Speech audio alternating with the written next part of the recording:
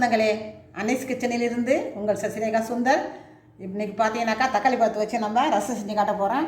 இது வந்து தக்காளி ரசம், ரொம்ப ஈஸி டிஷ் இது. இதோ இந்தளவுக்கு புளி எடுத்து நான் கரைச்சி வச்சுருக்கேன். ரொம்ப கொஞ்சமாக தான் புளி எடுக்கணும்.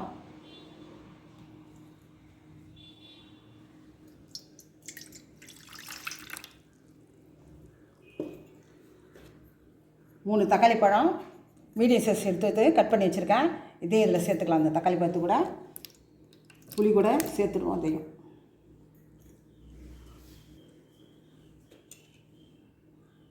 ஒரு டேபிள் ஸ்பூன் மல்லி, ஒரு டீஸ்பூன் மிளகு, 2 டீஸ்பூன் வந்து ஜீரகம், 3 காஞ்ச மிளகாய். இதை நல்லா எண்ணெயில் போட்டு வறுத்து பொடி பண்ணி நம்ம எடுத்துகிட்டு வரணும்.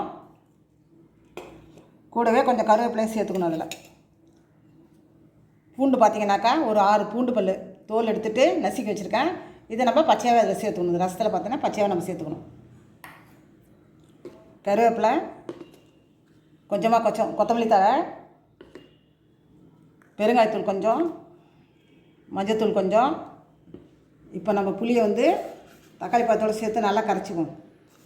இந்த கருவேப்பிலையை இதில் சேர்த்துக்குவோம். கருவேப்பிலையை கசக்கி நல்லா சேர்த்தாக்கா வாசனை நல்லாயிருக்கும். அதில் கருவேப்பிலையும் நமக்கு அந்த இது டேஸ்ட் அதில் உள்ள போகும், உடம்புக்கும் நல்லது. நல்லா அழுத்தி கசக்கினா தான் நம்ம இதை வந்து தக்காளி வந்து நல்லா ரசத்துக்கூட நம்ம புளியும் தக்காளி நல்லா சேர்ந்து நல்லாயிருக்கும் ரசம்.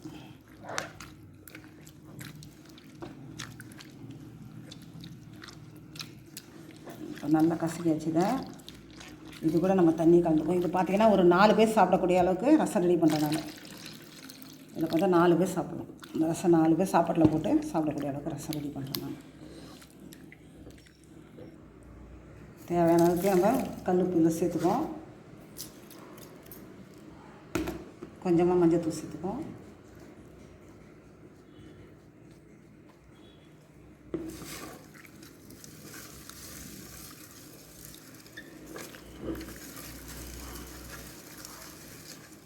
இது அப்படியே இருக்கட்டும். இப்போ நம்ம இந்த காஞ்ச மிளகா, மல்லி, மிளகு, ஜீரகம், கொஞ்சம் கருவேப்பிலை எல்லாத்தையும் போட்டு எண்ணெயில் வறுத்து மிக்சியில் போட்டு கொரகொரப்பாக அரைச்சி எடுத்துன்னு வந்துடலாம். அடுப்பு தச்சாச்சு. அதே மாதிரி நம்ம பாத்திரம் வச்சுருக்கோம். அது நல்லா காஞ்சி எடுத்து கொஞ்சமாக எண்ணெய் ஊற்றிக்கும்.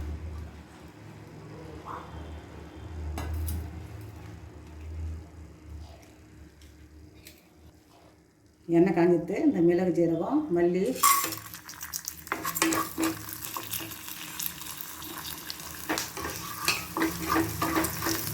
நல்லா கிள்ளி போட்டுக்கோம். அதெல்லாம் மிக்சியில் நெய்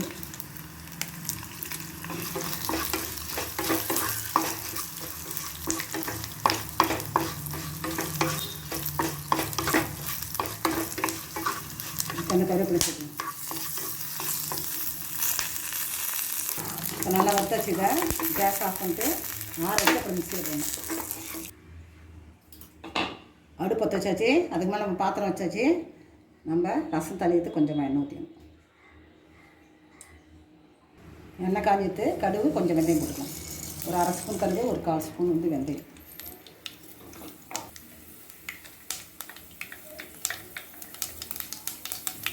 கடுகு வெந்தயம் பொரியுது. இந்த நேரத்தில் நம்ம காஞ்ச மிளகா போட்டுக்குவோம். கொஞ்சமாக பெருங்காயத்தூள் போட்டுக்குவோம்.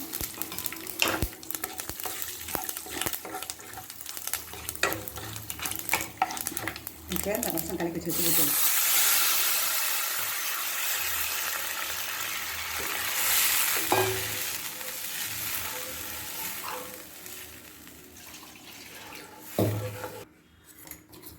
இந்த பொடி அதில் கலந்துக்கணும். நம்ம கொரகொரப்பாக அரைச்சிக்கணும். பார்த்து இந்த மிளகு, ஜீரகம், மல்லி, காஞ்ச மிளகா வறுத்தது இதை நம்ம 2 டேபிள் ஸ்பூன் இருக்கும் கொரகொரப்பாக அரைச்சி வச்சுருக்கோம் பாருங்க. இது இதில் கலந்துக்குவோம். கொஞ்சம் தண்ணி கலந்துக்கலாம். அதில் நம்ம தண்ணி கலந்து ஊற்றிக்கணும்.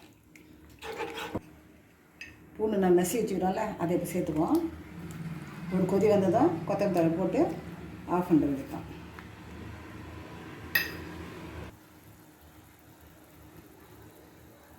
லேசாக கொதி வந்துட்டு, ரொம்ப கொதி விடக்கூடாது. இப்போ பார்த்தீங்கன்னா கொத்தமல்லி தழை போடுறேன். போட்டு நம்ம இப்போ கேஸ் ஆஃப் பண்ணுறது தான். சுவையான தக்காளி ரசம் ரெடி ஆகிடுச்சு. இப்போ கேஸ் ஆஃப் பண்ணிடும். சுவையான ஆரோக்கியமான தக்காளி ரசம் நம்ம அன்னீஸ் கிச்சனில் ரெடி ஆகிடுச்சு. நீங்களும் செஞ்சு பாருங்கள். இது ரொம்ப ரொம்ப ஈஸி டிஷ்ஷு. 5 நிமிஷத்தில் நம்ம ரெடி பண்ணிடலாம். இது பார்த்தா 4லேருந்து 5 பேர் சாப்பிட்லாம், தாராளமாக சாப்பிட்லாம். அந்த ரசத்தை வந்து சாப்பாட்டில் போட்டு செஞ்சு பாருங்கள். இனிமேல் வெய்ய நாள் வந்துடுது. இன்னும் ஒரு 3 மாதத்துக்கு பார்த்திங்கன்னா நம்ம புளியை வந்து குறைச்சி தான் யூஸ் பண்ணணும். தக்காளி ரசம், எலுமிச்சை ரசம், பருப்பு ரசம் இந்த மாதிரி தான் வச்சு சாப்பிடணுமே தவிர, ரசம் ஆசைப்படுறவங்க பார்த்தீங்கன்னாக்கா புளியை மறந்துடுங்க. ஒரு கொட்டைப்பாக்க தண்ணி தான் நம்ம புளியை வந்து சமையலில் சேர்க்கணும். எதுவாக இருந்தாலும் சரி, சாம்பார் இருந்தாலும் சரி, எதுவாக இருந்தாலும் சரி. இல்லை காரக்குழம்பு சாப்பிட்ணும் நம்ம ஆசைப்பட்டால் கூட அதில் வந்து தேங்காய் அரைச்சி ஊற்றி சாப்பிட்டா உடம்புக்கு ஒன்றும் பண்ணாது. அதனால் செஞ்சு பார்த்துட்டு கமெண்ட்ஸில் சொல்லுங்கள். லைக் பண்ணுங்கள், ஷேர் பண்ணுங்கள், கமெண்ட் பண்ணுங்கள். மறக்காமல் என்னுடைய அன்னைஸ் கிச்சனுக்கு சப்ஸ்கிரைப் பண்ணுங்கள். தேங்க்யூ.